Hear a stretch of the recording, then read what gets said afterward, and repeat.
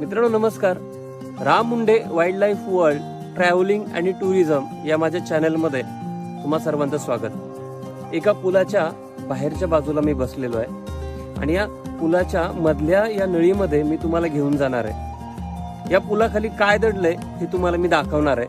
Video शेवटपर्यंत अवश्य पहा.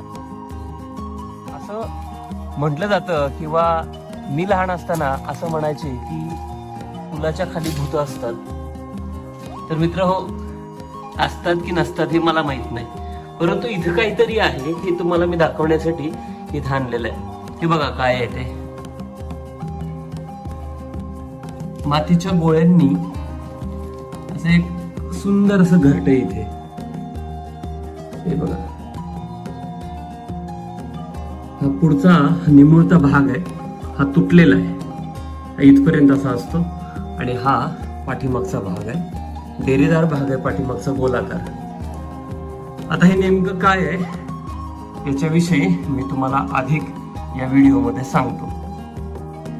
रेड रंपड स्वालो, जिला मराठीमध्ये लाल बुडाची भिंगरी किंवा लाल बुडी भिंगरी असं म्हणतात.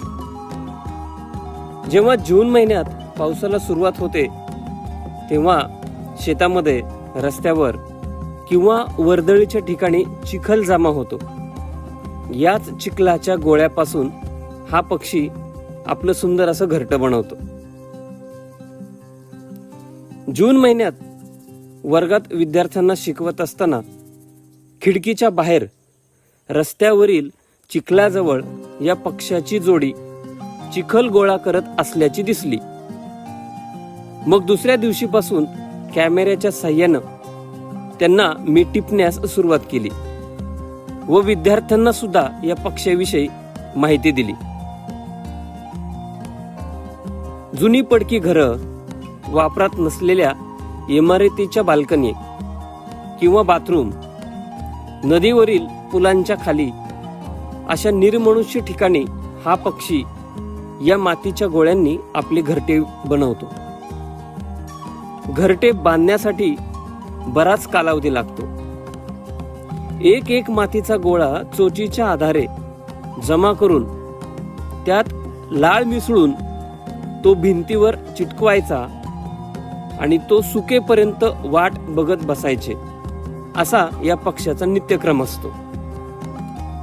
चिखलाचे गोळे जमा करताना बघणाऱ्याला वाटते की हा पक्षी चिखलच खातो की काय.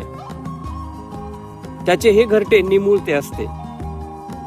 पुढच्या बाजूला नळीसारखा भाग असतो, तर पाठीमागे घरटे खोलगट गोलाकार असते. अगदी निराळे घरटे असल्याने बऱ्याच वेळेला चिखलाचे गोळे कोणीतरी असेच लावले आहेत या समजातून अनेक जण याचे घरटे पाडून किंवा तोडून टाकतात. एकदा मी तुटलेल्या या पक्ष्याच्या घरट्यात चिमणीने संसार थाटलेला मी पाहिला होता. घरटे बांधून पूर्ण झाल्यानंतर घरट्याच्या आतल्या बाजूस, म्हणजे गोलाकार भाग आहे त्याच्या आतमध्ये, पिसे आणि कापूस अशा गोष्टीपासून हा पक्षी मऊ भाग तयार करतो, ज्यात मादी 3 ते 6 अंडी देते.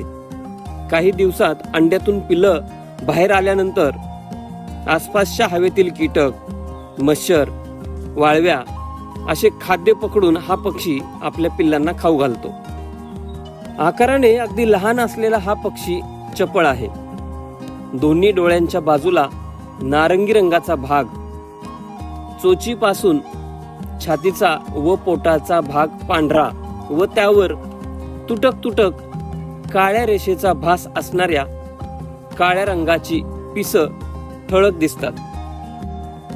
हवेतील कीटक, चिलटं, मच्छर असे वेगवेगळे घटक खाऊन हवा व आपला परिसर स्वच्छ ठेवणारा हा छोटासा पक्षी हिवाळ्याच्या दिवसात सायंकाळी व सकाळी शेकडोंच्या संख्येने एका रेषेत तारेवर बसलेले अनेक जणांना दिसतात.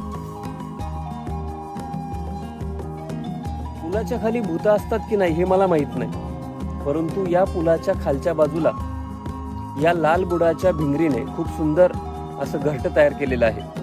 आणि हे घरटं जर शाबूत राहिलं किंवा व्यवस्थित राहिलं सुरक्षित राहिलं तर पुढची 3-4 वर्ष हा पक्षी याच घरट्यामध्ये अंडी देतो आणि आपल्या पिल्लांची वाढ करतो. तर भेटूया पुन्हा एखाद्या अशाच व्हिडिओमध्ये. Bye bye.